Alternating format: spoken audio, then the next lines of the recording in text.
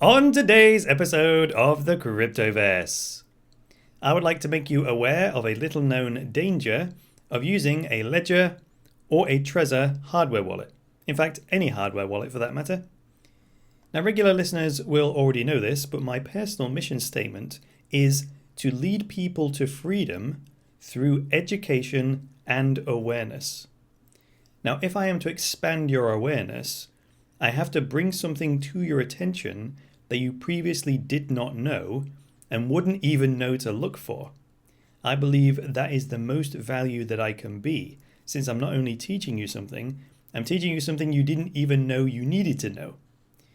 Now, once you're aware of this risk we're going to talk about with regards to the hardware wallets, you can accept it consciously, which is what I do. I'm fully aware of this risk and then I accept it as part of using hardware wallets. Now, the content of this video is only a tiny fraction of what I know about crypto and blockchain security. So if you are sufficiently impressed by what you learned today, check out the link in the description where you can check out my online course, which has just been released, called Blockchain Security Essentials: Make Your Crypto Impossible to Steal.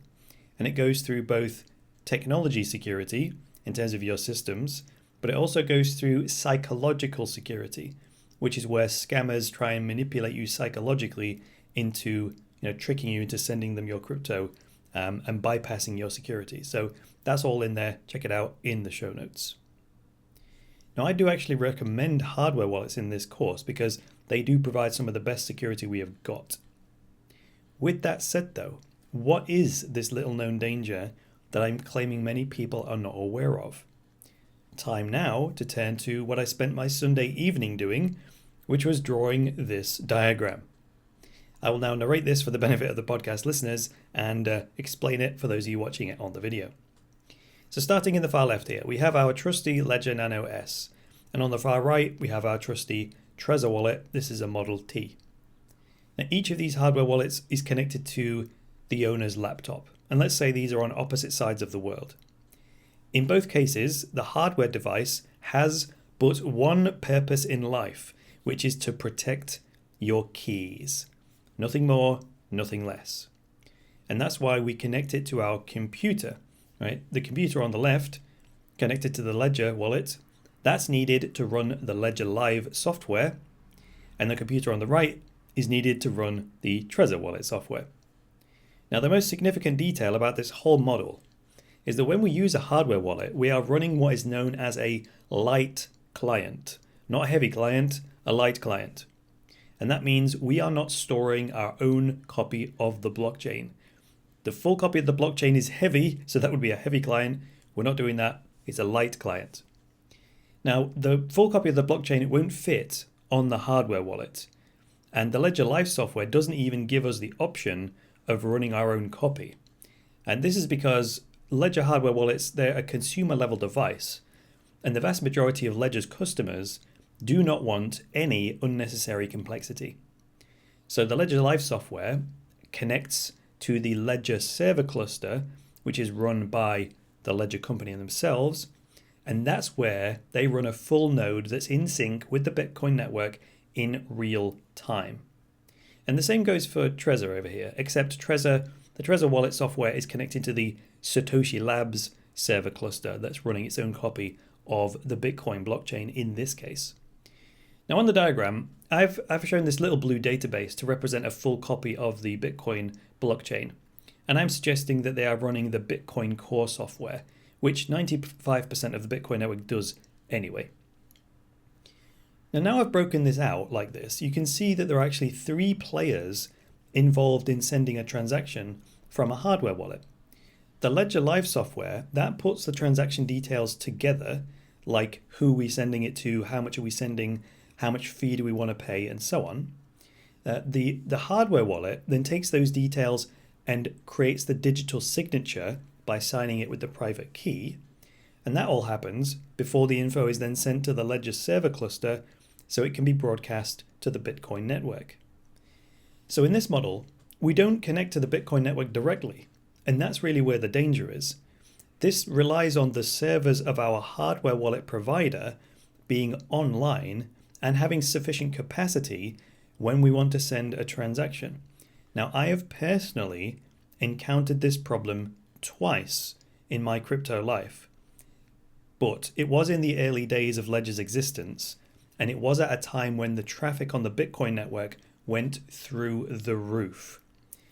So basically what happened was that the Ledger server got overloaded by just so many Ledger customers wanting to send transactions at the same time. And that resulted in my Ledger wallet software refusing to broadcast my transaction. What I was actually trying to do at that time, I was trying to send some Dash to an exchange because the price was absolutely skyrocketing and I wanted to take advantage and sell some. Now, I did the right thing there. I followed best practice. I kept my crypto in my hardware wallet instead of storing it on an exchange, but when I wasn't able to get the coins out of my hardware wallet, I was a little bit annoyed, especially since the price was rocketing and it could have stopped at any time and started crashing before I got my coins out. Now, to be fair, Ledger have grown significantly as a company since then.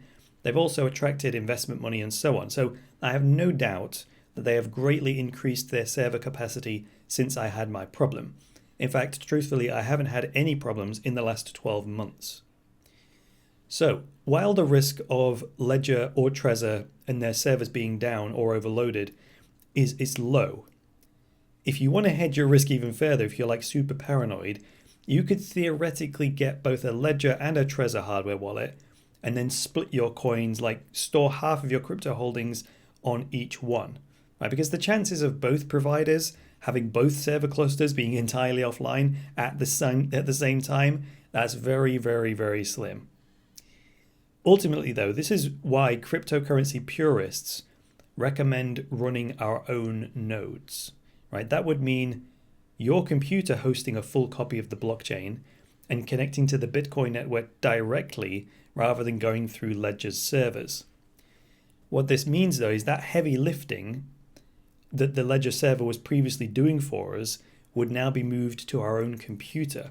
So it would use a lot more resources on your own computer. The benefit, though, is that the reliability of our connection to the Bitcoin network would be absolute. Unfortunately, the Ledger Live software doesn't even give you that option. It doesn't give you the option of running your own node from your Ledger hardware wallet. You are forced to connect to Ledger's remote node.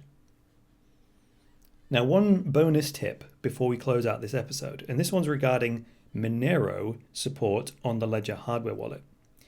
This info comes straight from the lab tests that I did over the weekend. Now, much to my delight, you can use the Ledger hardware wallet with the Monero core software. Not only that, it doesn't have the limitations of Ledger Live. With Monero core, you can choose to run either a full node running a local copy of the blockchain in a full sync, or you can go to the settings section and you can choose to connect to one of the community run servers, which makes it into that light client that we just saw in the diagram, like the way Ledger does it. Now, I intend to do a dedicated episode on this whole Ledger, Monero, full node, light node situation. But I thought, given that it's brand new research out of the lab, and since it was so relevant to today's video, I thought it's well worth tagging it onto the end. But that is all I've got for you today. So if you like this episode, please go ahead, hit the like button. And if you really liked it, hit that subscribe button. Leave me some comments below with some feedback. And if you want to help out the show, support the production of the show, get rid of the adverts, and also earn some cryptocurrency rewards every day, check out the website. You just go to thecryptoverse.show, and then if you click on that big blue button in the top right hand corner, it says get paid to watch. There's a little 2-minute explainer video that will explain to you how you can support the show, and in exchange, get rid of the ads and earn cryptocurrency rewards. But that is all I've got for you today. I'll be back with the next episode of the Cryptoverse. Until then, it's me, Chris Coney, saying bye for now.